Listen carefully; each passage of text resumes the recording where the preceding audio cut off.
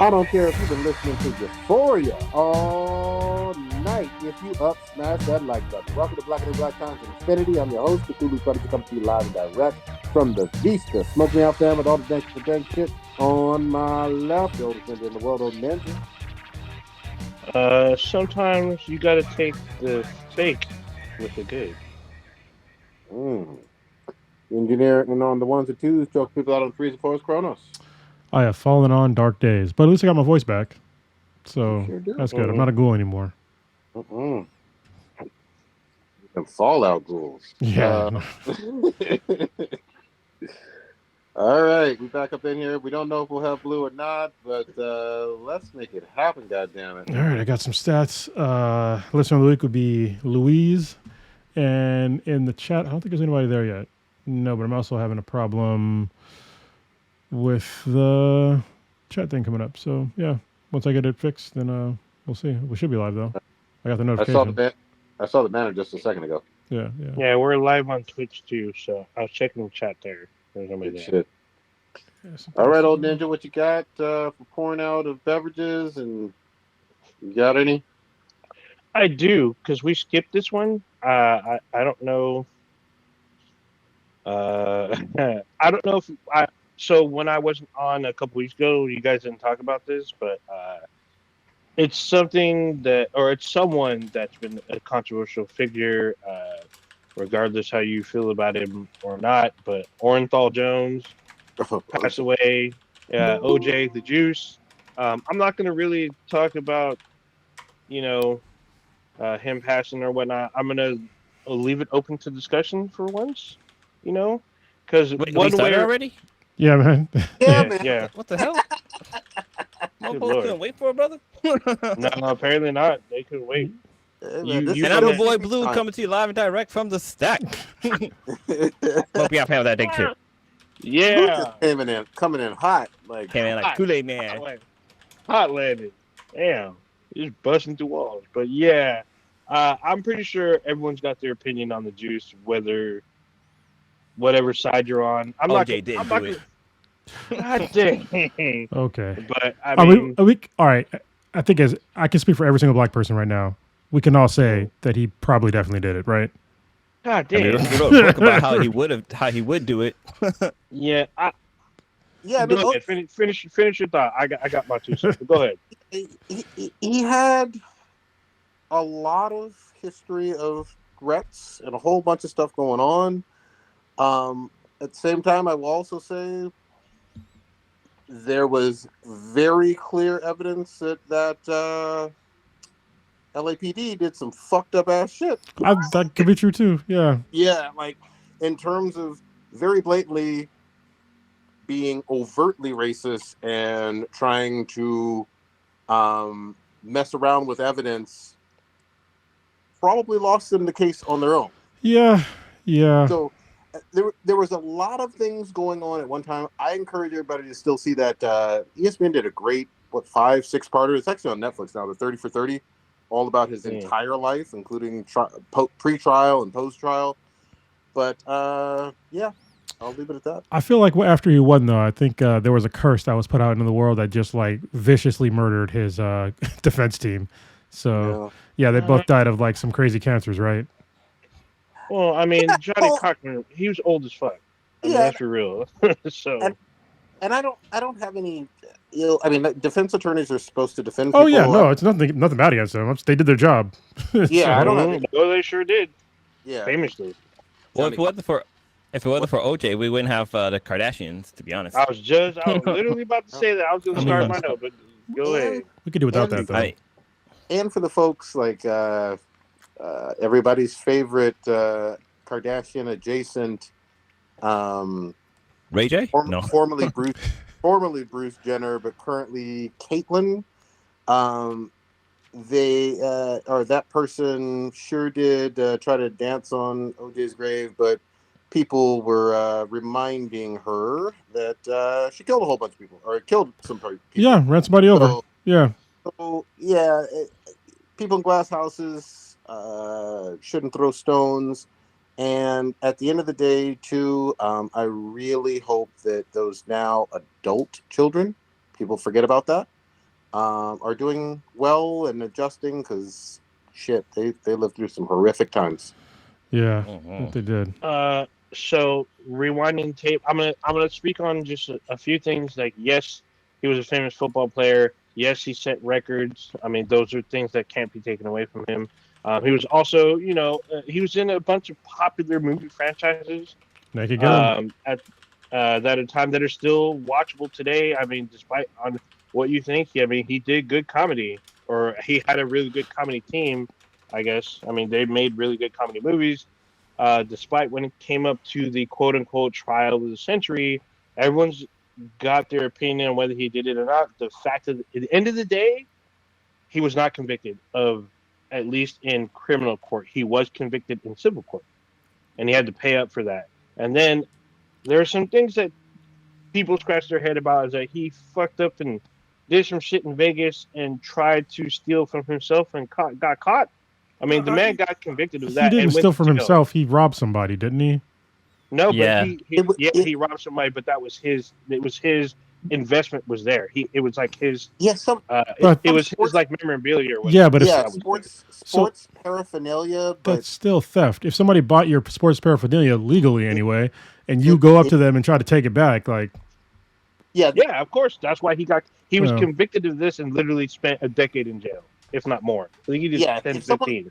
if someone has the receipts from a purchase of something, like they didn't go through some crazy black market, underground, illegal method for No, they went to an auction. and An he's illegal auction. and he sold Then, his yeah, stuff that's because legal. he sold his stuff because of the because he got sued in civil court, didn't he? He had to sell a bunch of this shit. That's why he was convicted in civil court of by the Brown family, by Nicole Brown, and it was a class action. It was the Nicole Brown family as well as the other young man. Cato, was it Cato? No, fuck Cato. That was his friend, right? No, Ron Goldstein. Goldman. Yeah, Gold- Ron Goldstein. this is all They very old did knowledge. class action lawsuit. He was convicted of that, even though it's because it's a civil court and not criminal. He didn't do jail; he had to pay. But he went to jail. But he did go to jail for stealing, and he went to jail in Las Vegas. He was literally recently released within the last 3-4 years. Prodigy, you gotta stop moving your camera, man. You're making me sick. No. So I mean, This there's isn't OnlyFans. yeah, there's just some crazy things. I mean, like Blue was saying, the Kardashians literally became on the public radar because of this fucking case. Possibly Khloe Kardashian could possibly be OJ's daughter. There's that Oh shit yeah, too. that's right. Yeah, there's a lot of shit going on. There's a lot of crazy shit. I mean, I know those of you who are He is built like a linebacker, so yeah. Well, she is taller than her other two sisters. So just saying. Yeah. Anyway, Just but to be regardless, those of you who are probably east of the Mississippi River, you will probably understand that Hollywood's been trying to weird and strange because yes, they admitted that they were like in wife swapping swinger groups, whatever. But pineapple that at the still does door. not- yeah, but that still doesn't, excuse murder. Even though at the end of the day, he was not convicted of murder. He was convicted years later of stealing his own shit from someone else. That it's not his stuff. If he sold it, let's just be well, clear I here. mean, at one point it was his stuff, Yeah, but but it's- he did sell it. It's not his stuff But- though. He sold But it. I was back to saying this, so just to be really clear, because especially someone young listening to this, they're going to try to do the math and say, well, how the fuck did they give us the Kardashians? The Kardashians were young kids at this, Mhm. the ones that we all know. Children. The mom was certainly around and in the trial, and then years later, the daughters became like these, reality stars or whatever. But that was our introduction to the Kardashian kind of name itself, because he was one of the lawyers on the team. Yeah. And he was, pretty famous for being this, Armenian, LA-based lawyer or whatever. Nobody kind of could have predicted that his daughters were going to be these reality fucking stars, because they were about the same age as OJ's kids at that time. Hell, they don't even look like they did back then. Not just because they were young, just because of all the Plastic work surgery, they had done. yeah. to their faces. They are heavily To their modified. bodies. Yeah. Well, just so show. hold on, I just want to give Old Ninja like an analogy. If I sold my car to a person and then I went back and then took my car back, it's not my car anymore. It's that person's car. I sold it to them. They gave me money, so I can't just go back and take the car. It's not I mine. get that, but however, at one point in time, that car was yours. It wasn't as if but that person got it from this dealership. I it understand was the mine, change but of it's ownership. now Yeah, somebody it was else's because yours. that's how. But however, when it comes to OJ, his name is on that shit. It doesn't matter. It doesn't. I understand. It was his stuff. His name is on it, and then he sold it. I get it. And when then you tried say to it's steal it his stuff, back. though, it's not his stuff. Like, I mean, his name's on the shit. That's what I'm just trying to say. But yes, he did sell it to someone else. So I get it. That's why he got caught and he did time. This fool had a heist team. It wasn't by himself. He had a team that he tried to heist this shit. It's from. almost like you robbed somebody, right? I mean, let's just call it how it is. He's not Ocean's 11 or 12 or 13. So he tried those. What's work. kind of sad about all this is that like OJ back in the day. I mean, I don't know OJ mentioned it, but like, dude, he like him in Lethal Weapon and like other movies, like he was Naked like, Gun. Yeah, Naked Gun. Naked Gun. He's Naked Gun. But like he was hilarious in that, and like going back and watching him, it's just still kind of funny. But yeah, I mean, it's extremely funny. It's still funny. Did you fucked up? Did you know he had a reality show? Yes, he did. Yeah, it was like for like one season. It's called, I forget what it was called, but it was like this weird thing where it was like this sort of reality show where it was like a prank show, and he was in it, and it was like super weird. And he talked about like the only thing you couldn't say was talk about like him and like his like trial and all that stuff, anything around there. And it was just like really weird show. I thought it was VH1 or MTV. Yeah, but they had like titties in it and shit. It was like weird. Was it called Juiced? Yeah, I think it was called Juiced. Yeah, it's like you just got juiced. Yeah, it was pretty bad. All right, what else we got? All right. But that's, as far as IPs, that was it. But like I said, despite where you are on the OJ spectrum, he will be forever, I guess, infamous. One way or the other. Yeah. We could talk about some more semi-death, and we could talk about Euphoria. You want to do that? Ooh, boy. The TV series? No. The Kendrick Lamar diss track. Y'all can speak on it. I'm just but you sort of right, Blue. And just in terms of the title is the same, and I didn't realize that Drake was I guess producer, executive producer, one or the other. Oh, I didn't know that. Yeah. So Kendrick K-Dot dropped this track literally yesterday. It's number 1 on Apple Music and a whole bunch of other places already. 6-minute long diss track, virtuoso, primarily about Drake. And I mean, he just went in. I mean, I love how he starts off with, "Don't tell no lies about me, and I won't tell the truth about you." And then he just to drop all kinds of tidbits about him in really poetic and defaming kind of manners. I think my favorite thing to learn was Kendrick is already on this track with Future, and it's number 1 hit already as well, or was previously before this. And Kendrick alleges that Drake and his record label tried to put out a cease and desist because it was also a diss record or diss track for Drake. So the internet seems to have potentially found receipts on that. I think I posted in the chat a little bit earlier, but there's a lot of stuff to unpack, a lot of layers here. He's got references to The Wiz with Richard Pryor saying basically I'm a fake, I'm a phony. He doesn't want him to ever be able to use the N-word because it's cringy coming from him.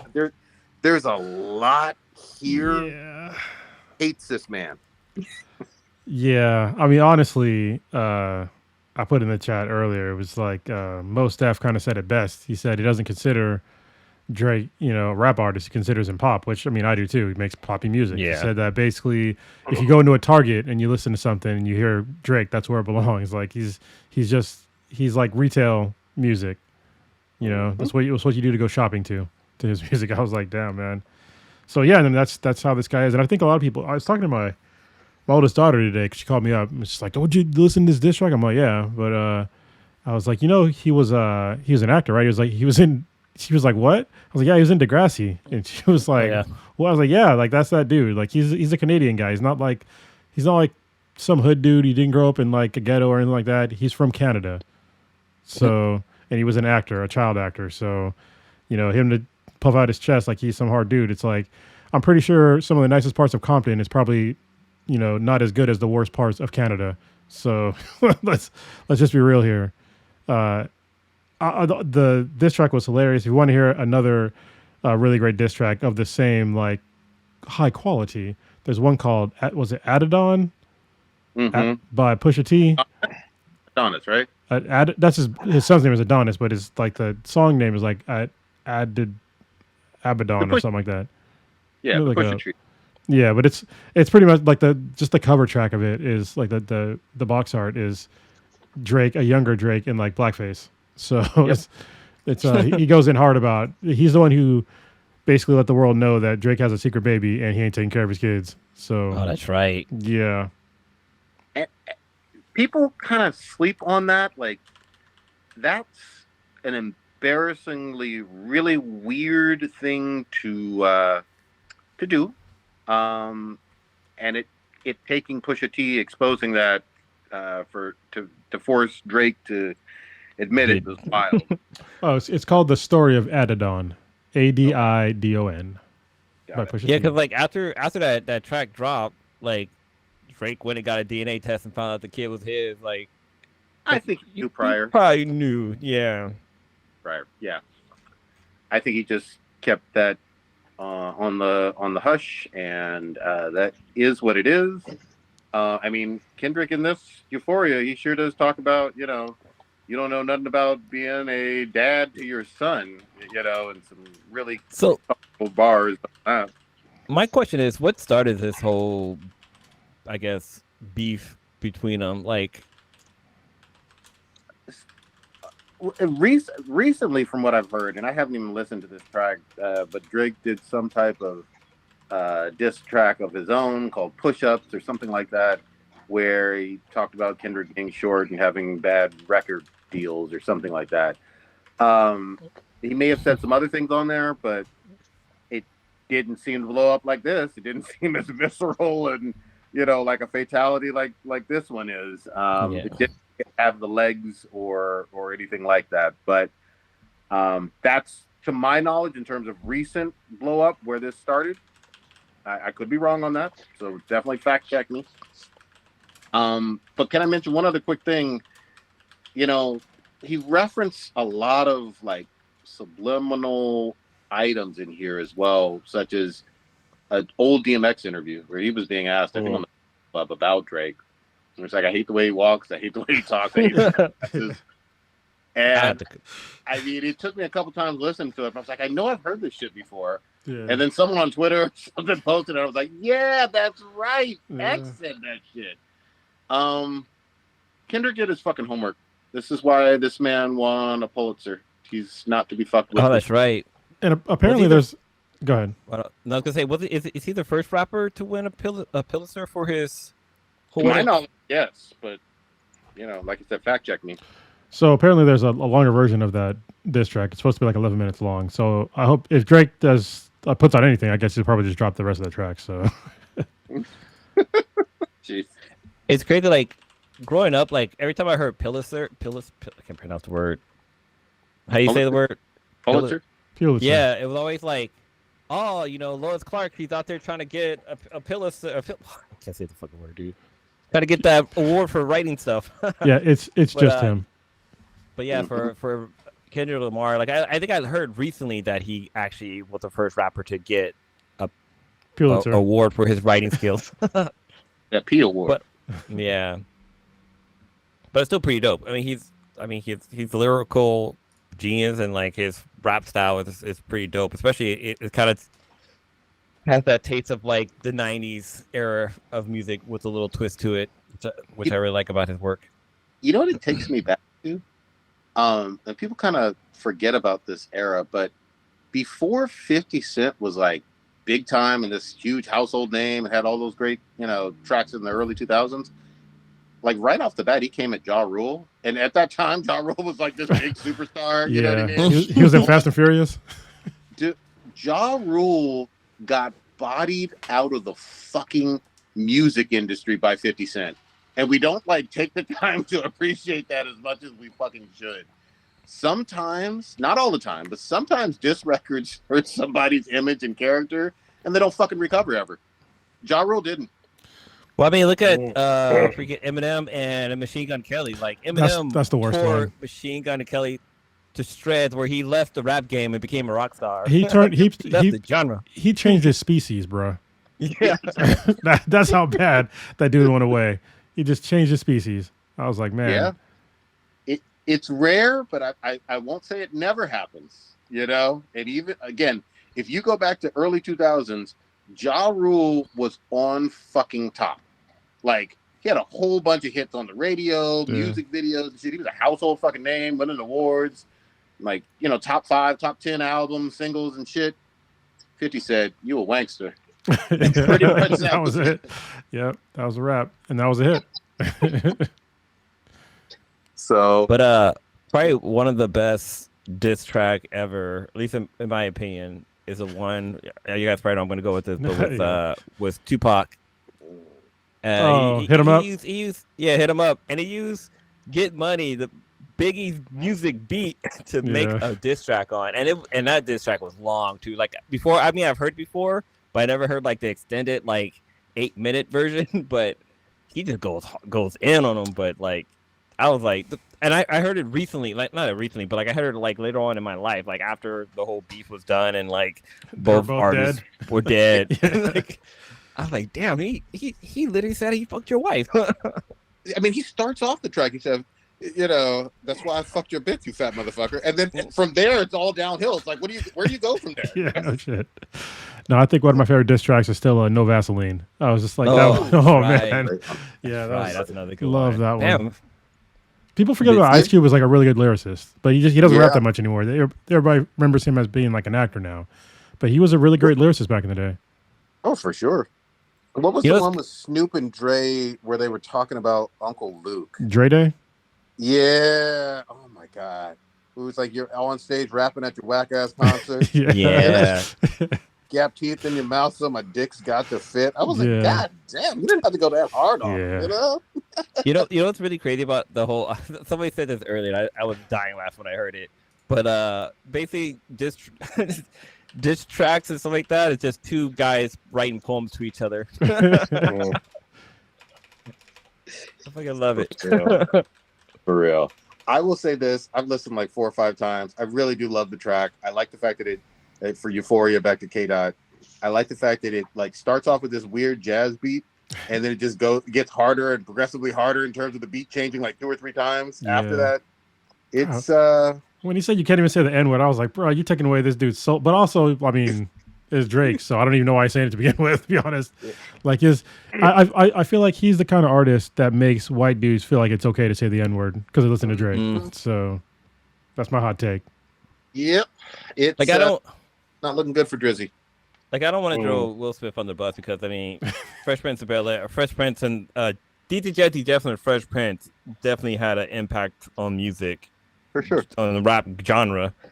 But I feel like Drake is more of that softer rap music. Well, but he yes and no. Like I feel like yes, in general he sort of is, but he tries to seem like he's harder than he actually is. Meanwhile, he has like stuff that I'll put my daughter's hair in his hair. Yep. And if that's your thing, that's cool. But don't sit here and like drop the N-bomb and talk about how hard you are and stuff like that. It's just like, I mean, you're wearing hair clips, bro. I mean, that's the thing that makes me like feel, I guess, Euphoria more so than a lot of other diss records, because Kendrick was basically trying to say, you're just not very authentic. Yeah, You know what I mean? yeah. Because I like you when you're trying to make people wave their hands and dance or whatever, but this other stuff just isn't you, Canadian, So we will see, but I think this is a monumental diss track, and the popularity is speaking for itself, right? And this has only been 48 hours.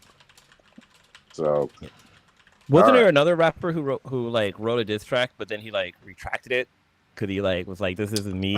Yeah, no, it was Benzino. Oh, I thought we were talking about.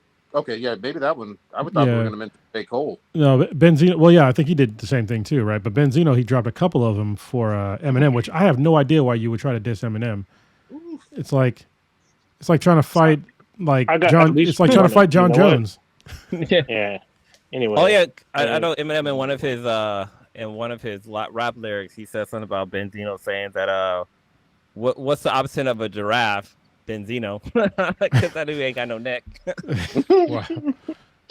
Yeah, M used to just murder folks lyrically. I mean, and he'd go after the pop stars, Christina Aguilera and Britney Spears and NSYNC and Moby and shit. Janet, Michael Jackson, Mariah Carey. He was going after everybody. He didn't fucking care, And people were fucking scared. The other thing that people don't want to admit, like now that it's been 20 fucking years later, a lot of folks in the rap game were scared of him. Like, full fucking stop. They didn't want to get on record and diss him, even though some people, he had his haters and shit, but they didn't want to catch any of that smoke from him. There's no winning. Like, if you're like some, gangster rapper and you diss Eminem, it's like, you diss some white dude. You know what I mean? Mm-hmm. And like, first of all, most rappers cannot match him lyrically. So that's like, let's just be honest. So just the fact that he happens to be white, I mean, you're gonna start losing fans because you're gonna lose that rap battle, and you're gonna look stupid. So just steer clear. And he's done this like consistently for 20 years, 2 decades, actually probably more than 2 decades at this point. And people don't learn. He made a diss record about his own mama. Like, if I don't tell you that he's somebody to not suck with, you should already fucking, So y'all ready for my hot take? Go ahead. Y'all ready? Yeah. Y'all ain't ready. This is fake as fuck. This whole fucking feud is fake as fuck. So, yeah, this thing. So, out the gate, when I heard about this shit, I heard, literally the public knew that this shit was coming for some fucking reason. I'm like, how the fuck do you know a diss track is coming?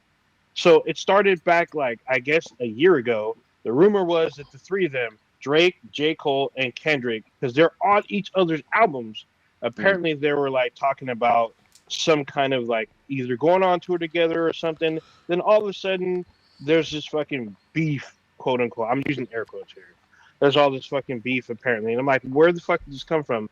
If you watch all these I guess YouTube one takers, whatever, each one has a different origin, and I'm like, well, this totally sounds fucking fake. So when I guess it was Future and Kendrick, they took shots at J. Cole and Drake on first person shooter.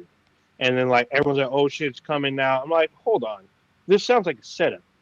Why would Future, who's been collaborating with Drake for literally 7+ years, all of a sudden turn his back on him? And no one has to have some fucking explanation on this. You could not like somebody after a given period of time. I can tell you all about it right now. Of course, look at NWA. Yeah, but they had reasons because it's basically because of money. Why would Future turn his back on Drake? No one has an explanation. No one says shit. I mean, it's in the songs. So far that I'm aware of. In the songs, but they don't mention. All they do is talk about his lyrics, his non-lyricality, I guess, or his non-lyricist, him being ghostwriter, and some other thing I can't think of. But anyway. What else? I'll tell you what else. They don't like him because he got a BBL and fake abs or something. That too. Sure. Yeah. Rick Ross will talk about him getting nose surgery.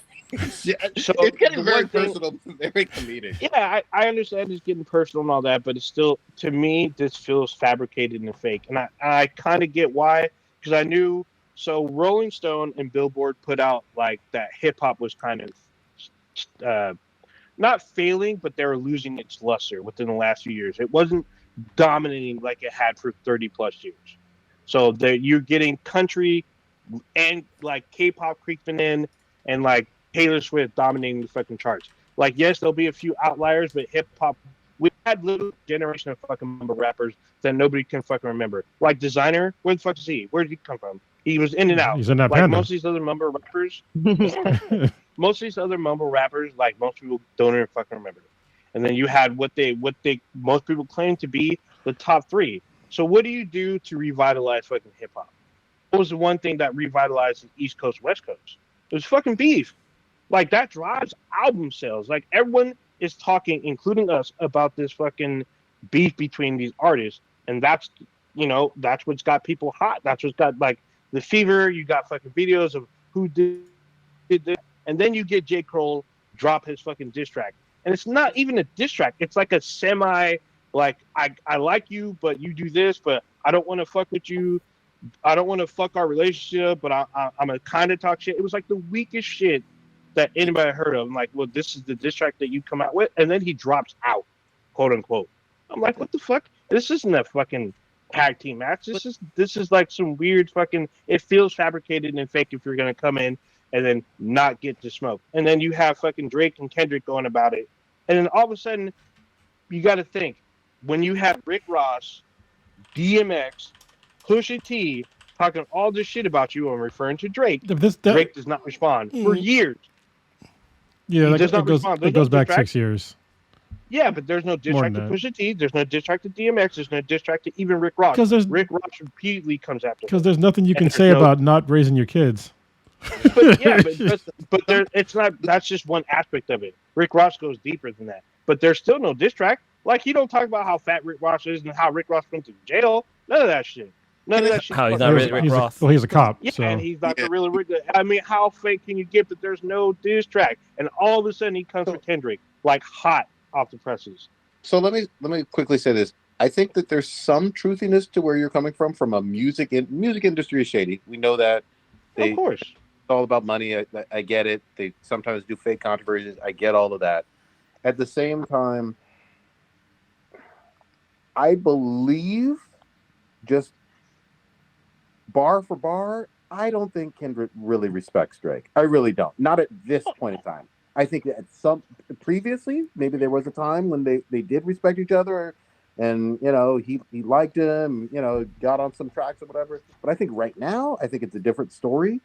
That doesn't mean that, you couldn't be correct, Old Ninja. But I will say for hip hop, this is something that always has been kind of part of it in terms of feuds and beefs. And hold on, let me stop you right there. When was the last time there was true beef in hip hop? Eminem and MGK.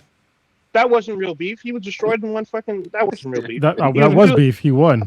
Eminem destroyed him and sent him to the rock category after one track. That was still beef. Only. It was still beef. Yeah. Yeah, I mean, I would say the real beef was back when Jay-Z, Nas, because Nas had a diss track that was fucking hard as fuck. 50 and Jaw was something. 50 and Jaw too, but I mean, it was mostly 50 doing some shit. 50 would buy tickets to Ja Rule's show, and then the first rows would be empty. He admitted to doing that shit on live TV. He's like, "Yeah, I did that shit. I thought it'd be funny." And he's all, he literally said, Ja Rule has to prove that he's a performer by acting like people is there and still do your show. You got to do your show, come out there and perform as if there's people in those seats. And I was like, what the fuck? What about the beef between 50 Cent and Mayweather? Was that considered beef or no?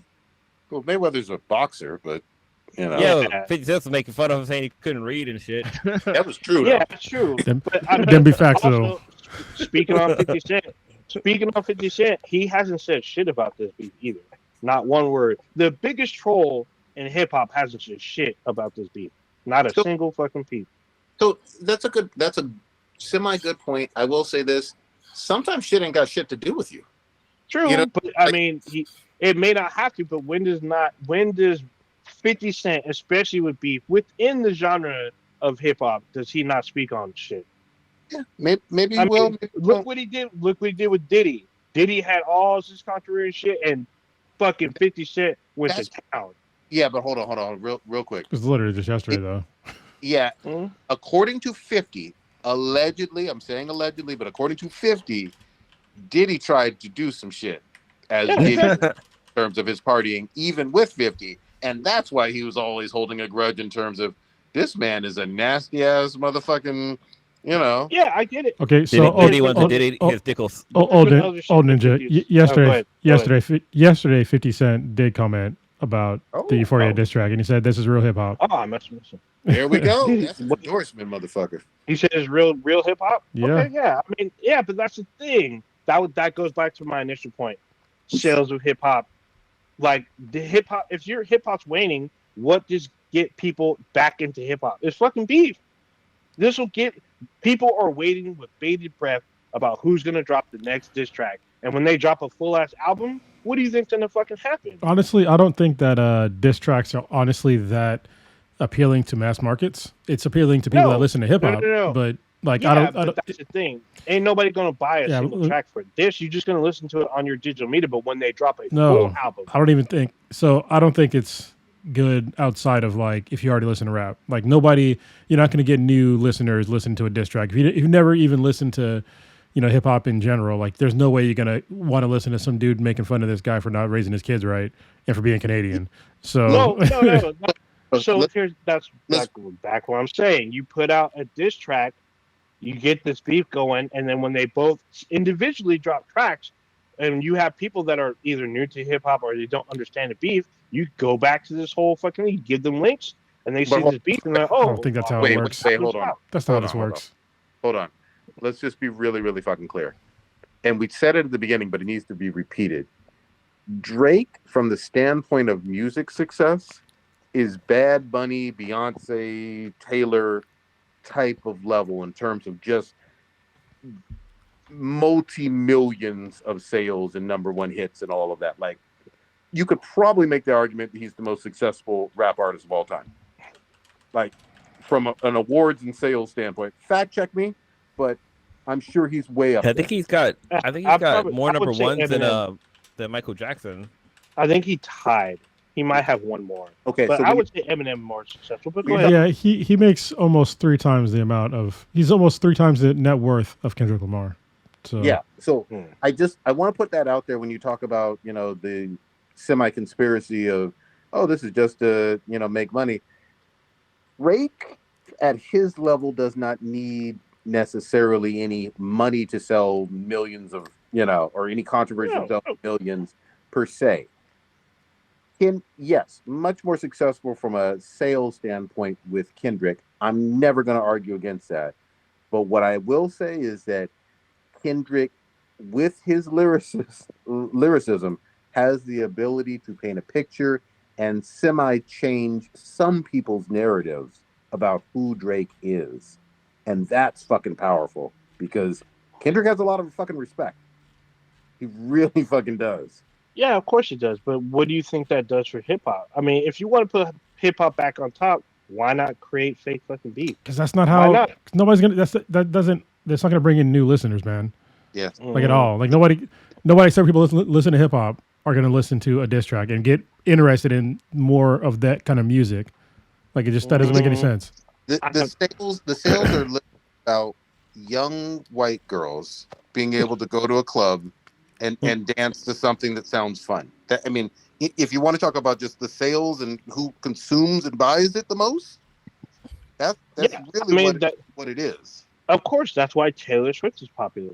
But But what I'm saying is if you want to get hip hop and like erase the fucking stank of mumble rap and get hip hop back on top, This ain't doing why that. not?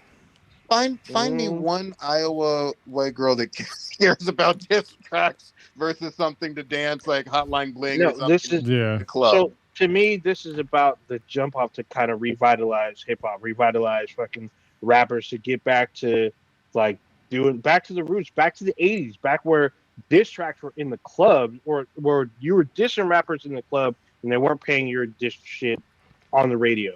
That kind of like when you posted the link about Drake not wanting this track on the radio. I'm like, well, it sounds like to me they're trying to like go take it back and be like, just keep it in the streets kind of thing. I mean, yes, it is a conspiracy theory, but like I said, overall, this feels fake and fabricated to me.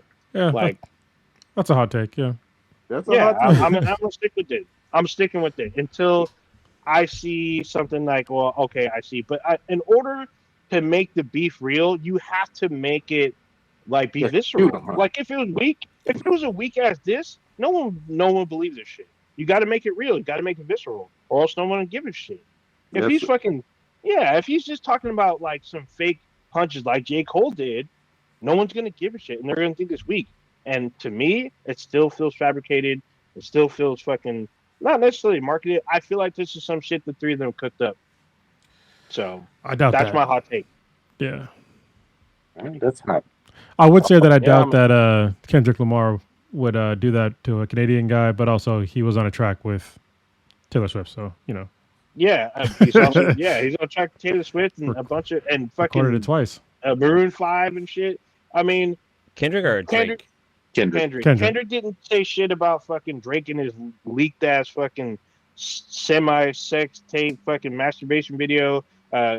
Drake didn't go in about fucking all that shit. Social media went in about Kendrick buying a Camry for his niece. Like he could use that as ammo. They didn't do any of that shit. And like I said, I go back to Drake didn't fucking respond to DMX, Rick Ross, or Pusha T, but yet he comes after fucking. I mean, to be Kendrick. honest, all the people that you just said, besides Kendrick, they look like they could whip your ass. I mean, Kendrick Lamar's a little dude. I'm pretty sure he could outrun Rick Ross.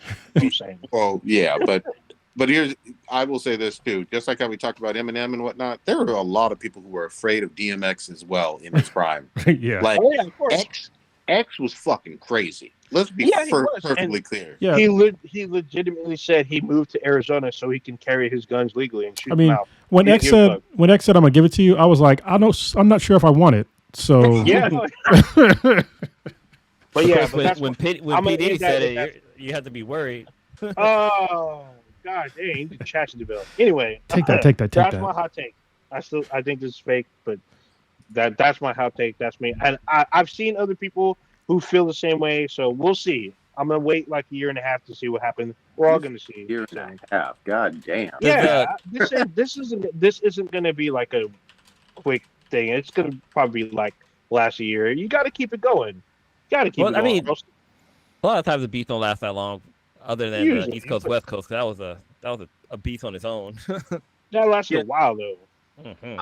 I'll even say this real quickly, just to list one more beef. I mean, there was a time when Megan and Nicki Minaj, were coming at each other as well. That's right. Those two big stars in hip hop, especially modern of the last few. But, and in terms of the narrative and everybody talking about it, it wasn't like this. no, it's not. But then again, are Megan and Nicki on each other's tracks? No. But is Drake, Kendrick, and J. Cole on each other's tracks? Yes. So I don't know, man. Well, previously. Yeah, obviously previously, because now there's quote unquote beef out. Like, what the fuck? Yeah, sometimes, look, I'm gonna do a diss record about you, old nigga. Shit. I do diss records about you on the daily. And his hot takes. Yeah, that's my hot take. So Coming there you go. Coming off the top rope with this shit. We need Stitch. Yeah, we need Stitch up in here because I know Stitch has got more East Coast hip hop knowledge than probably most of us. So, well, one thing people also kind of forget about Drake is that he was texted a teenage child saying that he missed and loved her. Yeah, that was Millie Bobby Brown. Yeah. I mean, I'm gonna say this. There's a lot of allegations about his dating habits with people who some grooming in most states shouldn't be talked about. Let's just exactly, and more ammo that wasn't even used, but go off, I guess. Just saying. I gotta listen to this track. I haven't heard it yet.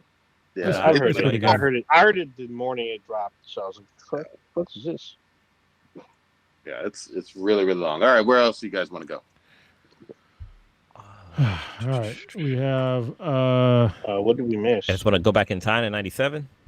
Oh yeah, we can talk about last week's. Yeah, because I watched this week's too today. So yep, I saw like a quick clip, and I like instantly just changed channel or whatever. Scrolled to the next video. Like I was like, no, I am not getting spoiled. But last week's was Rogue's Rogue going rogue. Like literally, she was out there just fucking shit up. she been like because she's trying to find out who sent the Sentinel that ends up killing like a bunch of mutants on I guess basically Mutant Island. But yeah, she runs a Cap. It's called Genosha. Oh, Genosha, yeah. And yeah, she runs a Cap. She heard his shield coming. She grabbed it and just fucking threw it on her arm, like like she's look at me, look at me. I'm the captain now. Like, she really took his shield, and everything was going good and stuff like that. He was trying to help her. He's like, I can't like show up because I'm Captain America. She's like, oh, you're America's fucking police officer or whatever. I was like, damn, Rogue is just not just throwing fucking punches. But then the best part, she's like, well, I guess if you're not gonna go help me, you don't need this, and just yeeted the shield. I laughed so fucking hard. I was like, damn, Rogue is on a fucking mission. Somebody did like a scene swap where she throws the shield and then it's Frieza looking over his shoulder and then the shield goes through him and he gets cut in half like the destructive disc. That's fucking great. Like I know some people are like, because she was doing some power moves. Like there's one scene where she like this is when she's like looking for where the Sentinels are, and like these guys are in some military guys are in a bunker, and they're like, oh, this bunker is built to withstand the Hulk, and also you just the ceilings start caving in from Rogue pounding on it or whatever. But she does like a kick move, and people are saying like that's very similar to like some stuff like from anime or from like her video game. Yeah, right? It's in the video game. It's in was it X-Men versus Street Fighter? But what you guys get in on this, because I don't want to give out too much. I'm not too familiar with the whole X-Men lore, but there's some shit that happens later on too. Ninja, did you watch it? Or took his headphones off? Last week's? Yeah, I watched last week's. Yeah. Did you watch last week's Old Ninja? I heard my name. I'm not watching the show. Oh, okay. So the thing is, I've been talking to other people and debating, and like they're like, "Oh, you should watch X-Men '97," but I never finished like the other series. Like I was in and out. Like I barely watched season 1. I hopped back in. I think season 3. Didn't know what the fuck was going on. So it's all available on Disney Plus. So I'm like, well, I might as well go back and watch it. People are like, no, you can just watch '97. You can, yeah. So I'm like, well, dude, I just finished Jessica Jones, like season 3, like that. Oh damn! And like you on that late freight? Yeah, I just finished it like 2 months ago, and I was watching like episode a night. And X-Men's like what 30 minutes, 20 something minutes per episode. 30 35. So yeah. Yeah, well, the older ones are probably shorter. Yeah, those are 22 commercials. So I mean, I figured like if I start from the beginning, I can probably catch up by like mid-June or something. Okay. Well, yeah. Right. So I don't know. I'm debating about doing that or jumping right into '97. I mean, '97 is honestly better than the original. So yeah, by a wide margin. Okay. Yeah. So at the moment I'm on the fence about what I'm going to do. Okay. Because I'm still trying to catch up on other shows because Shogun just ended. I was just going to watch all of it all at once. Oh yeah, I got to watch the final one. Yeah. I don't know if anyone else on the cast is watching it, but I haven't watched it. I kept trying to get you guys to watch it. It's really good. Yeah, I know. Even Disney Plus is trying to get me to watch it. They're like, "Hey, you need to watch Shogun." I'm like, "Yeah, I know. This is Hulu." No. Yeah. So I mean, it's the same thing. Hey, I've been trying to get you to play Jedi Survivor, Cronus. I have it. Yeah. Well, now if you have an Xbox, everyone pretty much has. I have an Xbox. It's on Game Pass now. So yeah. Now you have no excuse. Getting back to X-Men '97. So Rogue, she finds out where this dude is that she's looking for, who created the Sentinels, I believe, right? Yeah, I'm pretty sure it's Gyrick. Yeah. Yeah, and so she finally finds that dude. And Prodigy, did you watch X-Men '97? You don't watch it at all, do you? Man, I haven't watched a single episode. I've been busy, man. That's why I stepped away. Go ahead. They are so good. Anyway, so she finds Gyrick, and he tells him basically that he's working for Mr. Sinister and he's doing all this crazy stuff, and so they find him in like his like spot, and he's got like the government's like hiding him too. Yeah, well, you're talking about the other guy. That was Trask. They found Trask first. Yeah. So she found Trask and then used her powers to like find out where Gyrick is, and then she when she's holding on to Trask, she passes out because somebody, I'm not gonna say who, has powers to like incapacitate people that use psychic powers on certain people. So after she sucks that guy's brain to like find out where he is. She passes out. Rogue does rogue. Yeah, she passes out. The X-Men find her, and they go and find Gyrick. And then Gyrick's like, oh, something worse is coming. I don't want to be part of this anymore. And he tries to kill himself. He jumps off a building, and she grabs him. And she was like, hold on, you got any more information for us? And she was like, he was like, that's all I got. She was like, oh, okay. And just drops him. So he was like, later. So drops this dude. We think he's dead. And, everybody's like, what have you done? And then Wolverine's like, I mean, I wanted to do it. So you would have done. I would have done it. And then right after that, like there's an explosion, and Gyrick, it comes back as like basically like a human sentinel, and it's just like wreck and shop. He like basically one shots pretty much all the X-Men, and then Cable comes and saves them all. So yeah.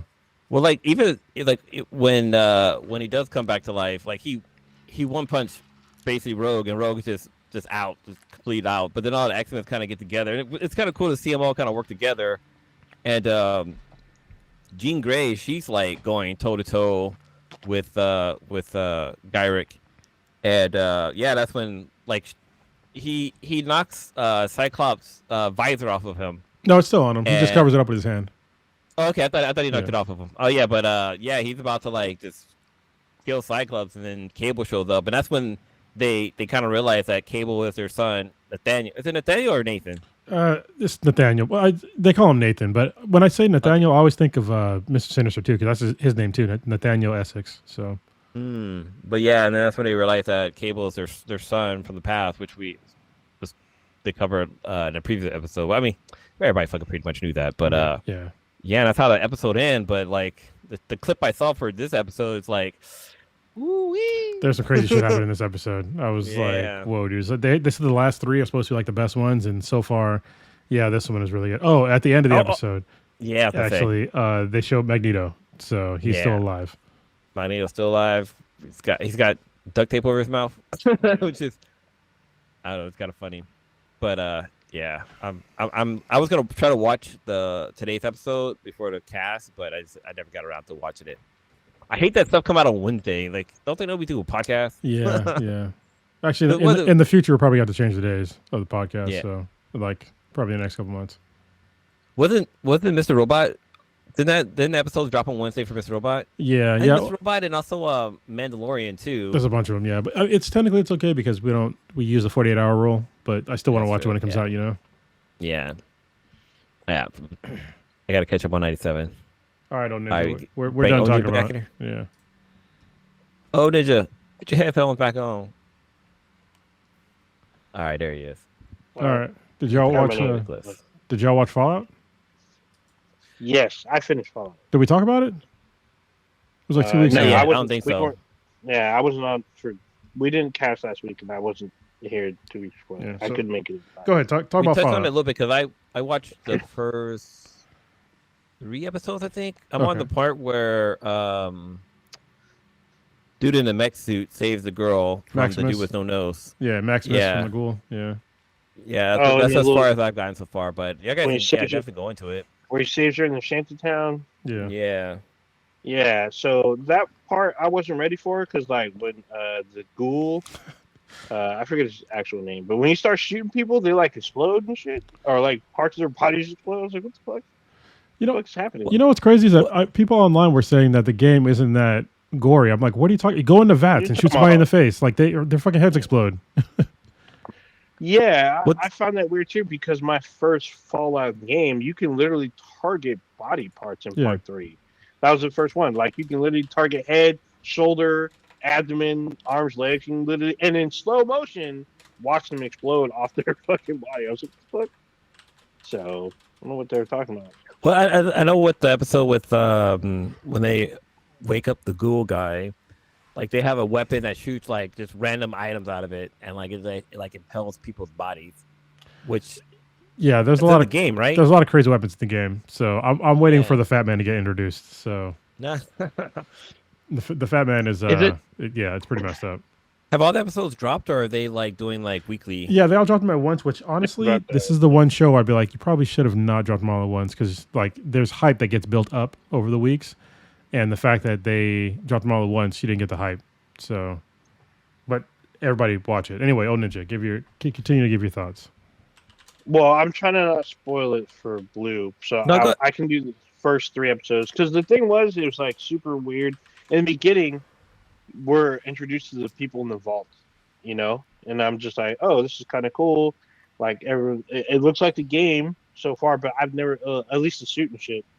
Even though I've never played like fully a full Fallout game from start to finish, but I'm just like, yeah, I know Blue is cracking up because I was too about how they were quote unquote practicing sex on each other with fucking family members. Yeah. I was like, what the fuck? And it was weird because they were trying to repopulate, and they knew that not populating with your family would have basically tarnished the gene pool. So you had to like go to the next vault or invite someone from the next vault into to procreate with them, so you can have like viable offspring. Like, oh, that's kind of interesting, but yet you're going to practice on family members. Very strange. But yeah, it's pretty weird how like even though you're in the vault, you train to be outside the vault. Like, because Lucy was doing everything. She was doing like martial arts and cooking and fucking crafting and shit. Those were her attributes. That was her special. Yeah. Her special. Yeah, so I was just like, okay. I mean, I see this is what you can do in the game. I guess this is what they picked her class to be. So I mean, that's the whole point of the vault. Even in the games, it's to like basically you go underground after the nuclear apocalypse, and then you raise people, underground, and then once all the radiation's gone, you come back and reclaim the Earth. That's why it's called Reclamation Day, because they reclaim the Earth. Oh, yeah. Yeah, it was very strange. Well, that part I kind of got, but I wasn't really paying that much attention. I was still tripping about the cousin fucking part. Oh. But, and then, like, what took me aback was like the whole Raiders, because like when they opened to Vault 32, and everyone seemed like they knew everything, but there was something like off. I'm like, well, what's off? And then like the brother finds out that something's not right, and then all of a sudden, all hope breaks loose. Like people getting stabbed in the eye, people getting shot. I was like, what the fuck? A pregnant lady gets stabbed in the eye with a fork. I was like, God damn. Yeah. Yeah. Stupid crazy. Well, crazy. The leader of the Raiders, like right when I saw it, like, and then like you see like the clip that from the past when the bombs hit, it's like, okay, that's clearly the ghoul's daughter, right? No, so she's actually in the past too, and everybody seems to be confused about why she's in the past and now she's 20 years in the future. It explains it in the fucking show. Like it clearly explains like why she would be there. So I don't know why she's confused about it. I literally thought that was his daughter. No. Thanks for spoiling it. No. Well, no, you have to get further into the show. You'll find out more. Now I need to find out who she is. Yeah. You'll find out more who she is as you watch the show. The thing about me is that because I started this show very recently after I finished what the fuck was I watching? Oh, Jessica Jones. She's in Jessica Jones season 3. Actually, she's in season 1 and 3. She's Hogarth's little sneaky link. From when she was the rich lady, right? Yeah, she's not rich. She's more of like the. Or she's like a drug dealer or something. She's something. No, I mean back in the day, I guess they did drugs, but no, she's like a what does she do? She's executive or something. Yeah, kind of. She's more like the outreach kind of person. So she does like she's the cellist, but she also does like community kind of work. And like Hogarth was like the executive going kind of chick, so they like kind of drew to each other, and it was very weird. And it's very fucked up how Hogarth tried to like sabotage her relationship. All right, back to Fallout. We're talking about yeah, we're talking about Head Judges now. But anyway, Fallout, that's why I knew her from watching her in Fallout, literally just blowing up people. And then like after they killed all these people, I thought they were gonna murder everyone, but then the kidnapping the leader, the Kyle MacLachlan, the original Paul Moadib. And I was like, what the fuck? What the fuck do they need him for? And so like it feels like the beginning of the game, like in Double Dragon when they punch his girlfriend, they just take her. yeah. Oh shit. I'm like, what they fucking take him for? I'm like, oh, he must know some shit, or they need him for something. And so, like, no one's left the vault, which, starts Lucy on her journey to go out into the wild. And I was like, oh shit, this is gonna be crazy. And I thought her brother was gonna go with her, but that's the one thing. That's one thing I don't understand. She's like, oh, I'm just gonna go out there for a day. It's like, yeah, you don't even know where you're going. Like, you're gonna be out there for way longer than a day. Yeah,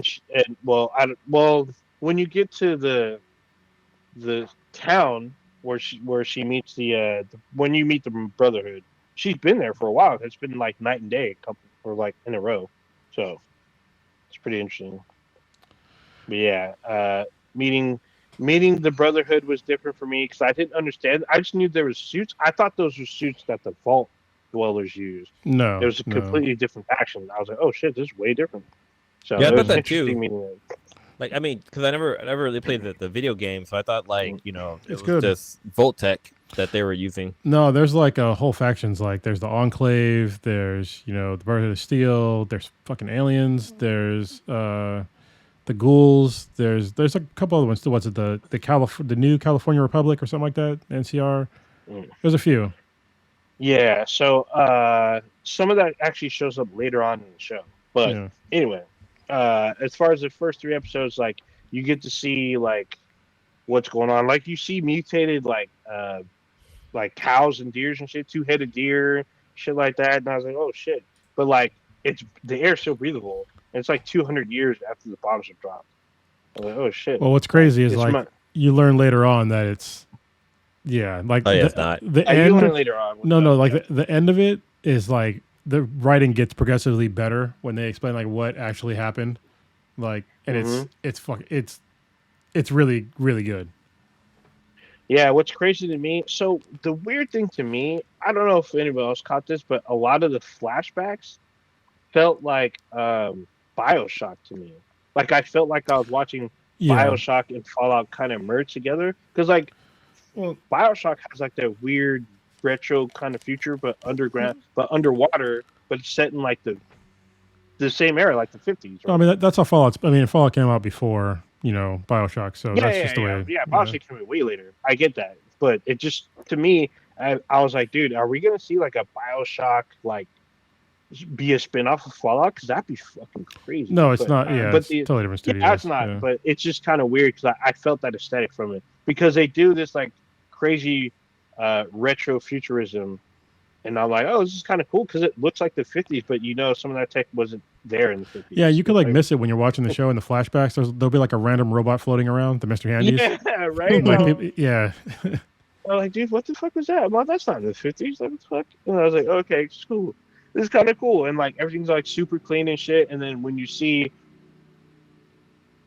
it's like Mad Max, because Mad Max is also post-apocalyptic. So I'm like, this is actually pretty cool. Yeah. And like, watching Lucy on this journey is very cool, because when you follow her, you don't know. I don't know what the fuck's gonna happen because I've never played the games, so everything's new to me. Well, so I'm like, dude, what the fuck's gonna happen? Like, what's gonna come out and get her? Like, this isn't a storyline. No. So this isn't a storyline from the game. So like this is like a whole new character. Yeah, that's fine. I mean, Halo's kind of the same too, but that's a whole other story. But anyway, it was cool seeing mutated fucking roaches that were like big as a dog and shit, and fucking like, I guess conscripted dogs, like dogs that would like do things like on command, like or genetically modified dogs. Yeah. Oh yeah. Yeah, that's what it was. It was fucking weird. I was like, what the fuck? But it was cool at the same time. It was fucking cool because like the dog had like its own. It's like I guess the dog is like your companion in the game. Like you can command it or some shit. Yeah. When they introduced the dog, first thing that popped in my head was Metal Gear Solid. Oh yeah, Dee. We get Dee. Like, oh man, Dee dies. Oh shit. Damn. But I mean, just that whole like the whole thing with the dog, like the fact that they were like, if the dog was under like 8 ounces or something like that, they had to like kill it, and like they showed like somebody throwing puppies into the incinerator, and you can hear them like. I was like, oh dude, that's all bad. Yeah. That's all bad. That was like that one governor, and like you hear about that shit. There was like a governor that just like wrote in her book that she just killed this dog because she took it on a hunt. It didn't pay attention or didn't take her command, so she just shot it. I was like 18-month-old puppy. I was like, damn, dude. Wait, what? Yeah, sorry, it's a little small segue. This is a real thing. This chick wrote a book. She's a governor governor who shot. I was about to say Lauren Boebert is not a governor. Puppy. No, it wasn't her, but is Governor Christy Noem from South Dakota. Big surprise. Oh my god. She just wrote a book and like it was totally normal just to kill a dog that wasn't taking commands. Instead of like I don't know, giving up for Training? adoption or something like that, or training the fucking Or dog. training Yeah. dog, Yeah, what the fuck? just no, like we were on a hunt and it disturbed the thing we're hunting, so I just shot it. Just Well, like, there's always okay. people like I mean, Fuck. I never saw this like in person or whatever, but there was always like a Hollywood thing where people throw like puppies into a bag and like throw them onto the freeway or like throw them into like water into like rivers and stuff. It's like, I mean, that was some fucked up shit that happened, but Yeah. to hear that somebody actually just killed a dog because they wouldn't sit or And she called it extremely Okay. dangerous because like it bit somebody, and I'm just like, yeah, dogs bite, especially at 18 months. Like, yeah, it's really not even really a puppy anymore, but still, dogs still nip and bite. Like, unless it's like ripping things off, then But also just train your fucking dog, or just give the dog up. Yeah. Like, you don't need to shoot it. definitely give the dog away if you don't. Well, there was this is totally going on a side tangent, but there was like some YouTuber who the guy shot the dog and claimed that the dog had bit their kid, and it turned out that never really happened. Wow. And God, I can't remember who That's it was, but this was like That's right. they're a pretty big YouTube channel too when it all went down. But Anyway, I think he back to Fallout. Murdered Sorry, her. I did that. yeah back to Fallout. Sorry about that. That's fine. I don't know about I finished it, so I don't want to give too much away. I don't mind talking about this next week too. Yeah, the end was like Blue. the end was so good. Yeah. Well, it wasn't even the lead up to the end was fucking. I was like, what Yeah. the fuck? Because when You you guys talk about it find, real quick. I'm gonna walk away. when you find out the truth about a lot of shit, I was like, oh shit. Especially about a particular character, because halfway through, I was like, hold on, there's something going on with this fucking character. They're hiding something, and sure enough, you find out that they're like on the council of like fucking executives and shit. Yeah, he was in the, Like, so fucking- Blue took his headphones off. So Oh, so yeah, I thought he like left. He left. he'll come back. But yeah, basically they froze these people and then like put them. What's funny is that like in the beginning, like Fallout 4, that's how it starts, because like all the vaults are different. And in Fallout 4, you get frozen and then you get reawakened, like, but you're unwillingly frozen, like you and your family. And then like as you're frozen, you wake up, and then like somebody takes your son and then shoots your wife. And so you have to like find your son after that. But in this one, like it's like all the executives that that actually started the apocalypse, they froze all the executives and then brought them back, when they thought things were going to be safe. And he's like the dad of Lucy is like one of the executives. And I think Moldaver was too. I think she was frozen as well. So that's why she was there in the future. So that's why a lot of people were like, "How the fuck did she end up?" And I think Yeah, she's just probably like one of the first, frozen. Yeah. one of the first ones that were unfrozen. Didn't like how things turned out and like dipped and vowed to like, because like you find out another big bombshell, one that would totally revolutionize the entire planet. And I'm like, what the fuck? Yeah. They're trying to hide this, and I understand that kind of knowledge could potentially start world wars, for sure. Well, and also even the bigger bombshell for me was the fact that they kept fucking it up on Earth. Like they kept just nuking each other like every couple of years. They're just like, fuck it, drop the bombs again. Yeah, and like, and it was what's fucked up. First of all, I'm like, this wouldn't happen Blue's back. necessarily. And yeah, because corporations, as we say, they have too much influence already. Yeah. So. All right. So it's Blue. Blue, did you see the part with the gulper yet? No, but I saw like a snippet of it. Oh my god, that thing was fucking creepy. Like there's Yeah. a lot of detail with it. Like so when it opens its mouth, like look into its mouth, it's super fucking creepy. Oh no, they show you. Isn't it? I also saw like a clip of a giant what's that thing Salamander? called? It's not. Yeah, I mean, technically it is a salamander, but it's that cute salamander. Oh, that, the axolotl. yeah, the axolotl. Yeah, dude, did you listen to Stuff You Should Know when they talked about the axolotl? No, I don't think I did. Dude, I think it's like that thing's basically a mutant. Like you can cut off its limbs and it'll grow back. Yeah. Like you can cut like half of its brain and its brain will grow back. Like it has the ability to reassign their cells to regenerate like body parts. That'd be nice. And like whenever they were talking about this in Stuff You Should Know. Whenever like their food gets scarce, like they will start to like eat each other, but like because they can like regenerate, it kind of helps I guess keep the population alive for a bit, so they Yeah. could Wow. hopefully get food. That's crazy. It's ridiculous. It's really crazy how these things can like live and like continue. It's like those little tiny little Tardigrades. yeah, those things, yeah, because they can survive in like any kind of environment, like in Sorry, lava, vacuum, yeah. in space. Yeah, things are crazy and creepy looking.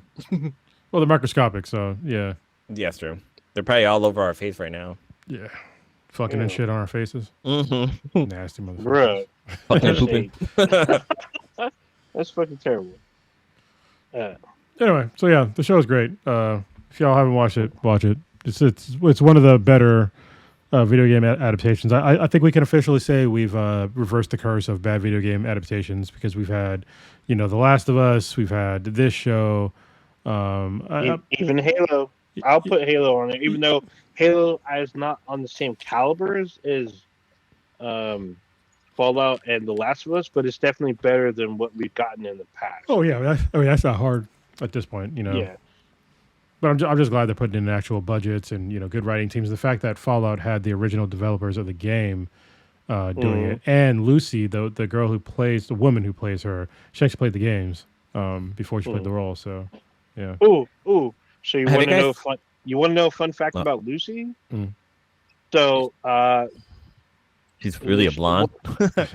No. One of the shows that we actually watched, which everyone loved, their season 2 is coming out in December, and she's one of the voices of one of the main characters, and that is Arcane. Oh, she's the voice. Yeah. She's the voice of Jinx in Arcane, which is another really good video game adaptation. Yeah. And yes, that's very true. That Castlevania. Sonic, Super Mario Brothers. Super Mario Brothers was $1 billion movie. So yeah, they've kind of the actress that plays Lucy is English. Yeah, that's her. That's the same person. Yeah. Well, no, it's like because in the show she speaks in a American accent. Yeah. But the woman who plays Lucy, she is British, and she's also the voice of Jinx, and she's also in Army of the Dead. She plays the daughter. But what's the Twisted Metal series good? I never got a chance to watch that. It's actually, it's pretty decent. It's actually so the thing about it was a comedy, and I wasn't ready for that. It was like kind of weird. It was like a weird romantic, violent comedy. It's like it's almost like it's like out of time. I feel like this is something that came out in like the early 2000s. You know what I mean? But it's still it's still fun because I lived back then, so I didn't watch it. To me, oh, you didn't watch it all? Yeah. No, so there's a point in the show where it goes from super comedy to like literally like drama. And I was like, what the fuck? Like the tone has changed, but it's still good. And then like literally it recreates one of the like big like points of the game. Like you wouldn't think it does on paper. It seems like it'd be fucking ridiculous, but when you watch the show, it's fucking amazing. I'm like, dude, I remember playing this game and doing this shit. This looks like fucking stupid, but it's fucking awesome when you watch it. I'm like, oh, it's freaking great. Have any of you guys watched Knuckles yet? Because Knuckles is a series on Amazon. I think it's on Amazon. It's on Paramount Plus. Yeah, that's why I haven't watched it yet. So it's a 6-series, I guess, quote unquote event that just dropped. I guess it's 6 episodes with Idris Elba returning as Knuckles, and then I don't know if y'all know, I put it on the list, but Ark Survival has an animated fucking series too. That dropped quietly. It came out like 3 weeks ago. I don't know anyone that's watching it, but apparently it's okay. I don't know. I don't play Ark, so I don't kind of give a shit. But like, yeah, me either. But I don't even know what it is. But it has a full sarcasm. Like Keith David's in it. I think. Who else is in there? There's like a pretty big cast in the game. I was like super surprised. But I think Vin Diesel's in it. Even though he's in the game, he's in the sequel. So, what's funny is that some people were saying that Maximus in the show has the idiot savant perk. What's that? Wow. So there's like a perk. So in Fallout 4, actually, I think all the Fallouts, you have like these certain. You can basically craft your own like character, and they have this one perk that's called Idiot Savant. And so what it does is, it says you're not just stupid, just different. Randomly receive 3 times XP from any action. And the lower your intelligence, the greater the chance. So basically, yeah. So the dumber you are, the higher chance you have to have like multiply of like experience points for like anything. Crazy. So in Ark the Anime series, you have Michelle Yeoh, Jeffrey Wright, and Gerard Butler. Oh, and David Tennant. Nice. That's pretty solid. Yeah, I'm like, what the fuck? So it's kind of crazy. And I guess Vin Diesel is supposed to be in this year. I don't see him on the quick list, but that's just the quick list. That's not the full cast that I'm looking at. So I'm just like, what the fuck? So just the cast alone makes me curious about watching it. So I'm like, well, maybe I'll give it a chance. We'll see. Elliot Page is in the show. Oh, so is Carl Urban. Something I want to talk about real quick. I mean, there was a trailer that was dropped earlier this week, but there's a cool tool. There's a cool ass toy that dropped like a couple of days ago, and like a lot of media has been covering it. But so I guess a while ago we got an actual transforming Optimus Prime, which was pretty dope. It was all voice command. You say like Optimus Prime transform, he transforms, and it's like voice command stuff like that. And then they dropped a Grimlock, which is like the one that turns into a T-Rex, and that was kind of cool too. But recently they dropped the fucking Megatron. They dropped the tank, not the gun Megatron, but like the tank Megatron. And the way it transformed is fucking dope as hell. Like the fact, like how his gun goes from his arms and all of a sudden becomes the cannon for the tank is pretty sick. But then like just the way he acts and talks, and like there's a bunch of like Easter eggs. Like he'll sing "Happy Birthday" to you, but he won't sing it like "Happy Birthday" to you. He'll like he does something. It does something totally crazy. But like just watching this thing transform is just fucking dope. And like apparently you can have the Megatron and Optimus Prime fight against each other. I guess there's some kind of sync that they can do, but they'll start battling each other. But Megatron has a what is it called? What's the ball that's on the chain with the spikes on it? Oh, a mace. A mace. He has a mace, and he has it in his hand, and he like swings it around when he does his little action moves and stuff like that. And it's like, I don't know, it's just totally fucking badass. I almost want to buy one just because it's just fucking cool. Have you guys actually seen any of the footage or coverage of the Megatron Transformer? Yeah, it's dope. You can talk to him. Yeah, I actually did. What are Transformers called? Like their race? Oh, Cybertronians. Okay, that's what it is. Cybertronians. Yeah. Old Ninja came in clutch. Yeah. So Blue, we were watching the Netflix. Well, it used to be Machinima, but it's the. That's right. Yeah. So that's when you find Cybertron. out. Yeah, but then you find out that there are others like cybernetic life, or not cybernetic, but there's other robot life that's not Cybertronian. Mm-hmm. So, and like one of the main characters comes to get revenge because the combiners combined and literally destroyed their planet and wiped out almost her race of like robots. Did you guys see the since we're on the Transformers thing? Did you guys watch the Transformers 1 trailer? Well, yes, that was gonna be my segue. My bad. Yeah. Oops, Thunder Stealer. I'm all good. No. Go ahead. Talk about it. Yeah, honestly, at first I was just like, I'm not sure, but then it was like it showed Optimus Prime and Megatron before they were Optimus Prime and Megatron. This is like back when they were basically like teenagers. So he's not Optimus Prime. He's Orion Prax, and Megatron is just Megatron. No, he's got a different name too. It's like DS something. Oh yeah, he's like D21 or some shit. Something like that. I don't know. That's wild. Roll for luck or some shit.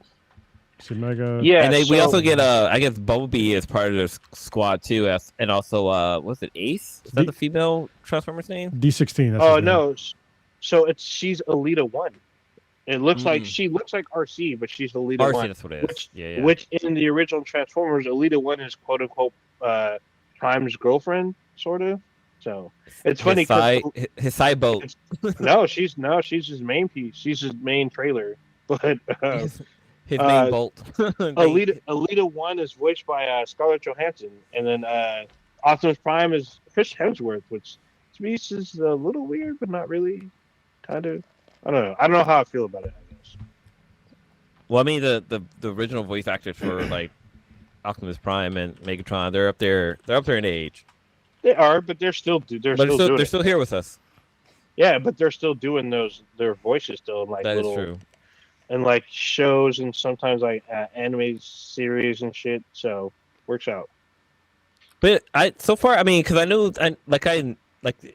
if you're part of the Transformer lore, you knew that Optimus Prime was like he followed Megatron for a bit, and I guess he kind of was seeing like kind of where things were going and kind of went the other way with things. Like, I mean, I can't remember the full story because it's been a long time since I followed the whole Transformer lore. But yeah, you know, and even in the Transformers, was it like Generation 1, they talked about Optimus Prime being oh God, what's his original name again? Oh, Orion Prax. Orion, yeah. Or And I think Pax, they Orion talk about Prax. that in the movie, right? They like introduce him as Orion They Prime. talk about it.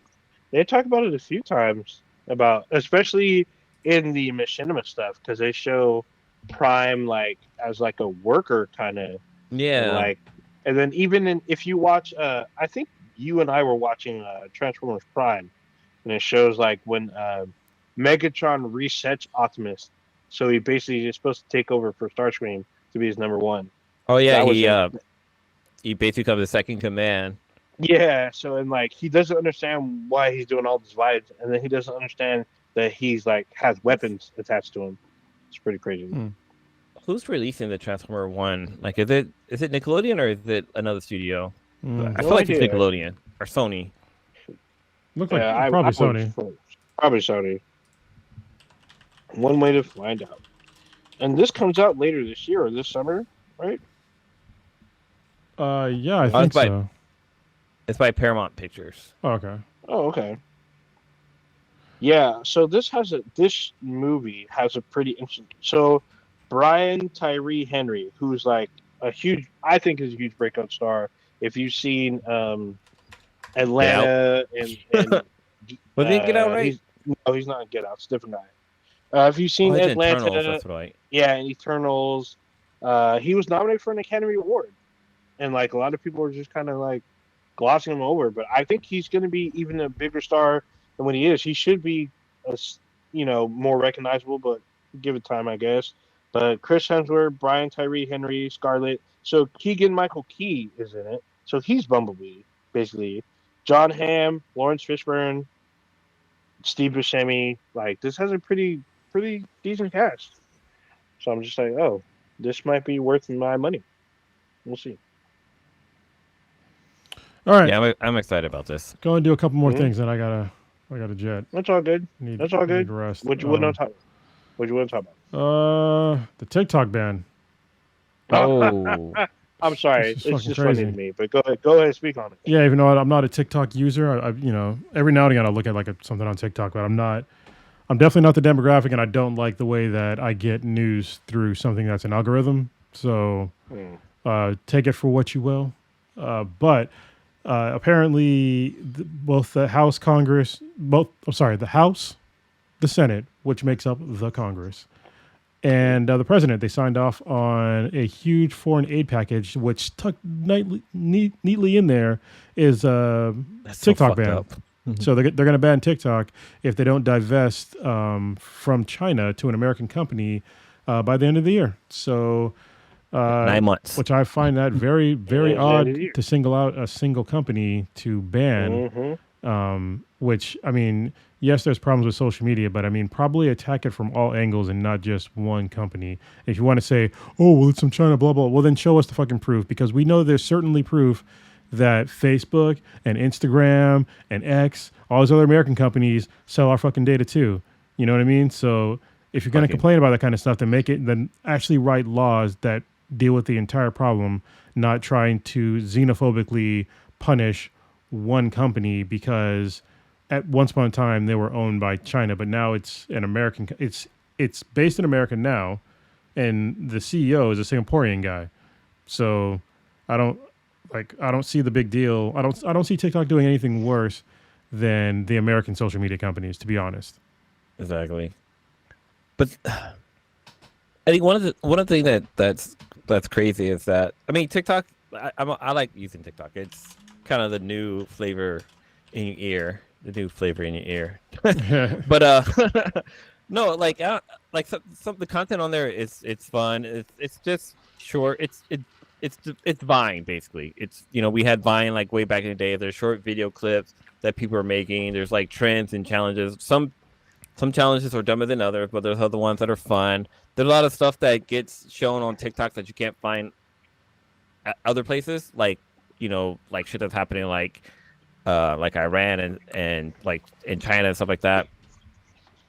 But one of the things that kind of got kind of gets swept under the radar is that with the whole TikTok challenges, like there was like a list that came out that showed like all these challenges that were going to be coming up, and it kept being like kind of linked to TikTok when it actually turned out to be something that like Facebook was leaking out. Like Facebook had created these fake challenges and was trying to like make TikTok look bad, and like people kind of I guess don't remember that, or maybe the government I guess doesn't remember that, but like these guys are so out of touch about like exactly what's going on with culture or how technology work, which is I don't know, it's just really sad like what's going to happen. But I mean, TikTok still have a chance to I guess protest their Well, they're going to sue. not protest. They're suing the government. So which, yeah, I mean, they're suing the government. They basically. should. So Well, the thing that sucks is that like this was wrapped up underneath something else.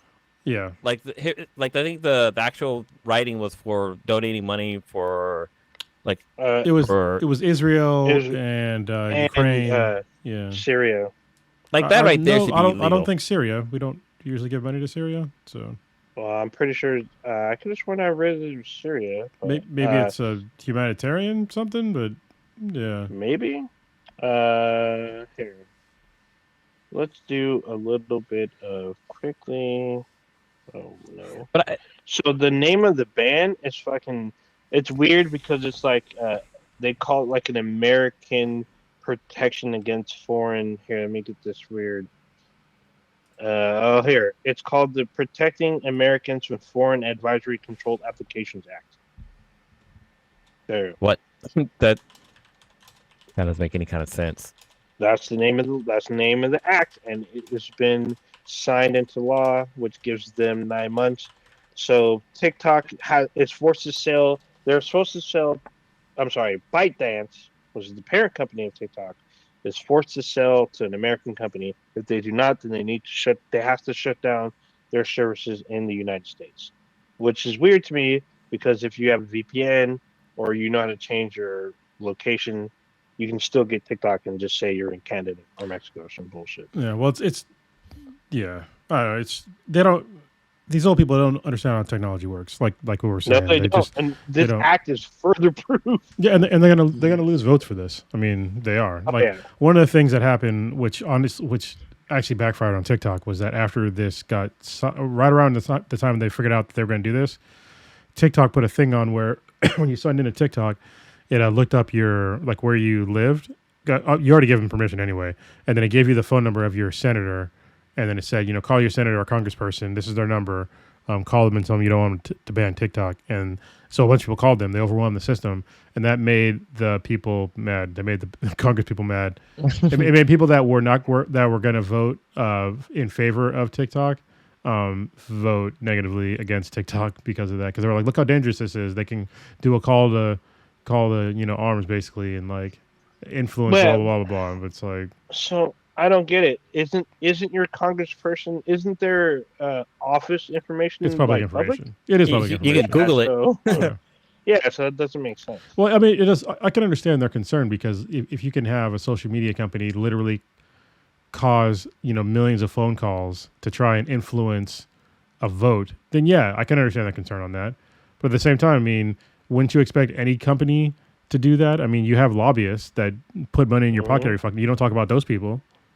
I mean, I guess they need to ban Taylor Swift because didn't she do something recently that like she basically swayed vote just because she said like basically a sentence? Well, she just basically said make sure you vote. She didn't say for who, but I mean her fans are probably all the same sort of people. So yeah, I mean I don't want to say they're all clones or anything, but they could be. No, because my daughter and I guess former partner, they are fans of the Taylor Swift. I'm a T-Swizzle fan, so... Yeah. Hell no. I'm sorry. You like what you like. I like T-Swizzle. I don't like Taylor Swift. I like T-Swizzle. They're two different people? Or is that her personas? That's a rap name. When she rap with Kendrick. No, when she rap with Kendrick. She did rap with Kendrick. Kendrick's on one of her tracks, so... Yeah, no, she rapped with T-Pain. Oh, yeah. With the little SNL skit they did. All right, let's wrap it up. I got to edit and then Get some rest. Rest my little body. All right. Who's gonna rep? Oh, Blue. You. Since you came in. Oh. Oh You yeah. came in. Yeah, you came in like Kool-Aid Man. Yeah. Go So ahead. fuck. What was I gonna say? So yesterday was my birthday. Happy birthday. Yeah. Happy belated. I'm surprised Your boy made one more trip around the sun. I'm surprised you're Did you drink? hungover and sober. You drink some Colt 45? Oh, I should have. I'm gonna find some. Well, I guess I can now. Yeah. I'm old enough to drink Coke 45. You know? But Oh my god, dude, next podcast I'm gonna have a bottle of Coke 45 here with me. But that's awesome. Yeah, for my birthday, actually I went to Yosemite for the first time, which is weird because I don't know, for some reason, I don't know, maybe it was just the public school system, but I thought Yosemite was like super far away. Growing up, I guess I got Yosemite and Yellowstone confused with each other. I think Yellowstone's really far. I didn't realize Yosemite was like right here in the backyard. But yeah, I went to Yosemite this weekend for my birthday, and dude, it was breathtaking. Like it was like I never felt so small before. Like when you're sitting, like I mean I've seen waterfalls stuff like that, but the waterfall we were at, like over to the right was like a giant like mountain. It was like there, and I felt small. I felt so small, but it was so beautiful. Like there's this one part where you come around this turn and you can see Half Dome, and like I had to pull over. Like there's literally a spot where you can pull over. I pulled over. I snapped a few pictures. Like it was really cool. My son was a little sick when we went. Every time we go on a vacation, my son gets sick. Like literally, like the day before, he gets sick. Like we went for my friend's XLR for his XOR for his wedding. My little guy got sick. For the Sweetness and I anniversary, we went to Tahoe, and he got sick. Like this kid always gets sick right before he bother to go on vacation. But no, he enjoyed it. Like last year for my birthday, we went to Eureka, and he was sick there too. Damn. But yeah, he had a good time. Like he loved like running around, and like, he got to see a bunch of stuff. He loved like seeing the waterfalls and the mountains. And for the car ride, instead of having his seat like in like either the driver or passenger side of the car, I had him in the middle so he can actually see through the front window. And like I moved his seat back to the passenger side. He's like, no, I want to move back into the middle. But yeah, it was a really fun trip. The cabin we stayed in had a telescope. It had like its own little observatory. Basically, it was like imagine like the big one that you see like at Chabot, or like you see like on the top of mountains, stuff like that, looking at stars. This people, they basically had like a miniature one in their property. I tried to use it, but it was so freaking complicated. Like they are. Yeah. I go on for a Lily. They are complicated. Yeah, like you have to like to calibrate it. You have to put like your time zone, like your coordinates, and like you know what you have to put up all this information in there. Then once you do have it on, you have to like find like the 3 brightest stars in the sky and like kind of move it to that location and like kind of click it in, and like it was too much work. And plus there was a bunch of fucking spiders here, so I was like, I ain't going back in there. And the messed thing that people don't realize before you buy a telescope is that the Earth is fucking moving. Yeah. So you have to periodically like move the telescope as you're viewing. Yeah. Hold on, the Earth ain't moving; it's flat. Yeah. Everything else is moving around us. What you talking about? We're talking about Willis. But I'm gonna wrap it up real quick. But like the drive up there, so we're in California, and the weather's been really nice lately. But the drive up to Yosemite, like literally leaving out the bay, it was perfect weather. It was nice and sunny. Then as we get like right into the mountains, like it starts raining. And it doesn't. Oh damn! And we're driving like in a rural area, so there's no like street lights or anything. So it's just dark. Only lights I have is coming from my headlights. So the rain as it's falling, it's only falling. I only can see it because it's going through my headlights. But the road was. I felt I was about to drive into like a horror movie because the roads were super windy. Then also there'd be like a crazy like pothole out of nowhere. I'm like, yo, they're trying to like pop my tire so we can pull over and just murder us all. But like the whole drive up there was like literally driving in a horror movie. And then once we get to the cabin, like the cabin's like the house has an address, but it like the way the guy described how to get there, he's like, oh, you're gonna pass like landmarker 425 or something like that. So you had to like keep an eye out for like the landmarkers, because there'd be like little like posts in the ground that have numbers on there. I think it wasn't And so snowing. you had to like kind of, huh? It's a good thing it wasn't snowing. Yeah, thank God it wasn't snowing. But once you get there, like there's no driveway. You have to like drive up a dirt hill to get into this area. But luckily, the cabin wasn't by itself. There's 2 other like cabins nearby, so we weren't alone.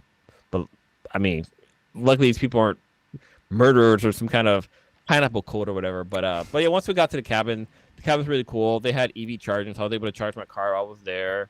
Like, my son had a good time. Like, there's 2 stories, so he got to like play on the stairs, and like the fireplace was gaslit, so that was all kind of cool. But yeah, overall it was a pretty cool trip, and it was a cool little staycation basically. But yeah, Nice. that's what I did for my birthday. Cool. Right on, Blue. Like I said, I'm surprised you're sober and not hungover on the test.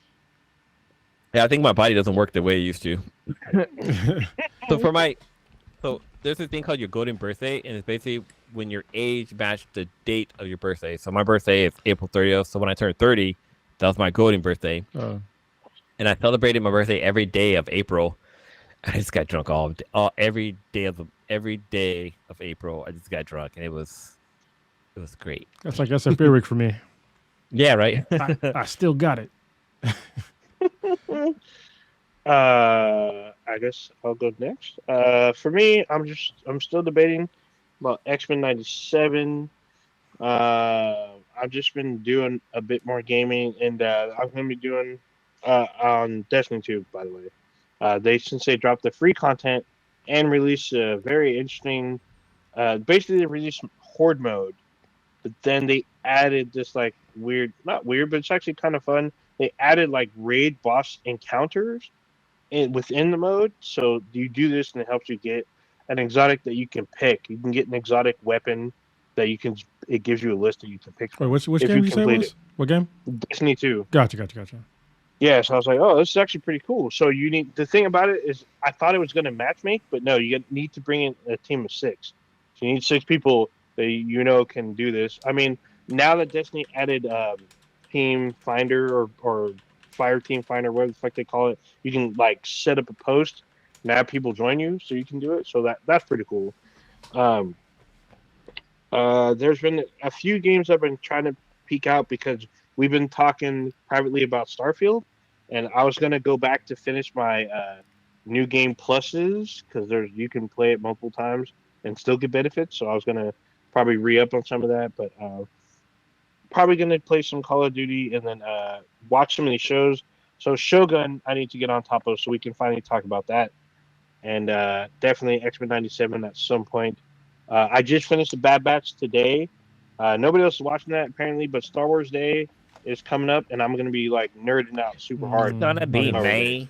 May the 4th. Yeah, so the new show, Tales of the Empire, which everyone's like hotly waiting for. There's actually a fate of a very popular character that we get to see, and we haven't seen since literally the Clone Wars season 6 or season 6. So it's going to be interesting there. I guess there's a game. There's a new mobile game coming out that day. I may actually play my first mobile game with this, but we'll see. A bunch of stuff's going to be happening on the day, so I'm looking forward to it. Like a lot of the movies, I guess on Star Wars Day, all 9 movies will return to the theaters. So I may even actually get out. Yeah, I may see one of them in the theater. We'll see. We'll see if I have enough time because I'll be working. But yeah, it's kind of it. Oh yeah, and it's supposed to rain. Oh, I don't know if you noticed that, Blue. It's supposed to rain on like Saturday. God damn it, dude. Yeah, so we'll see. But yeah, that's kind of it for me. All right, for me, personal life kind of sucks right now. I'm a bit heartbroken, but podcast has helped. Being able to talk to y'all again. Sorry about last week. Kind of has to do with the same sort of issue. But I'm happy to be back, and I'm happy to sound normal again. So. Oh yeah, you were sick as fuck. Yeah. I remember. I watched it. I was listening to the podcast. I was like driving back. So by the time I literally made it back, you guys just ended. So. Yeah. Like the next day, I was like, "Wait, was that Kronos or was that Kronos from the Upside Down?" Because he was like, "There was one little girl." Yeah, I was. No, it was he was pretty Voldemort. bad. Voldemort was the best. He was like, I was like, oh shit. Nah, Well, He was the people from the basement with the rabbits. Yeah, and that was He's- he's- Us. 100% not a fake voice. Yeah, my Yeah, he lungs was were all gonna- messed up. He was gonna Avada Kedavra one of you folks. Yeah. That's all I know. But I've recovered. I still got kind of baby lungs going on, but I do cardio every day, so hopefully I'll be back to tip-top shape soon. I'm pretty much there now. I started playing Fallout 4 again. If you watch the Fallout show, I don't recommend playing Fallout 4 after watching the show. I'd recommend playing Fallout 3 or Fallout New Vegas, only because Fallout 4 introduces a new mechanic of settlement building, which can be kind of annoying if you don't want to build a fucking town. It helped me because I play Fallout Shelter a lot, and so when you play Fallout Shelter, everything just makes way more sense when you're doing settlement building in the game. So yeah, if you like building towns and stuff, along with the Fallout universe, then yeah, pick up 4. But just know what you're getting in for. If you just want a normal like Fallout game, play Fallout 3 or New Vegas. Was Fallout Shelter? Was it like that? I don't want to say co-op, but like, couldn't you like send your people to help out like your friends? Not your friends, but you can definitely send them out because I'm playing it now. You can send them out because they added new content because of the movie. I'm sorry, the show. So you can get Lucy and the Ghoul and Maximus and the guy that fucks chickens and the and Ma June. Holy shit! Yeah, I forgot about that guy. So he's in the show. So yeah, he's in the show. That was hilarious. But anyway. Yeah, if you like it's actually a really good mobile game. So we talked about it a long time ago when it first came out because me and Blue started playing it. He played it first. Yeah. Though. They have it on the Teslas. They have it on their like you can game on the Tesla and Fallout's on there. I mean, it's definitely worth playing again. Like they added in a bunch of new content. So I'm downloading it right now. Yeah. So yeah, that's pretty much all I got. I'm doing jiu-jitsu. My daughter's gonna get back into jiu-jitsu tomorrow, so that'll be good. She's been giving me extra hugs lately, so that's been nice. Oh. Yeah. Literally nothing like your kid giving you a hug. Like it's just whatever issue you're having kind of melts away for that brief moment. Yeah. All right, take us out here, old ninja. All right, you just experienced Black and Black times Infinity. Check this out everywhere with Be the BTI, BTHA and BTI. Anywhere you consume your podcast. If you don't know already, we go live every Wednesday, 8:30 Pacific time ish. On YouTube, where you can see us live. You can ask us questions, be a part of the conversation.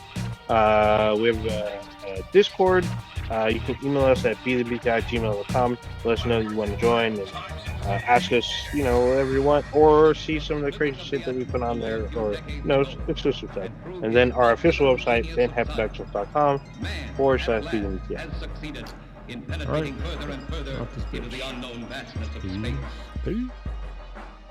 Yet many questions remain unanswered.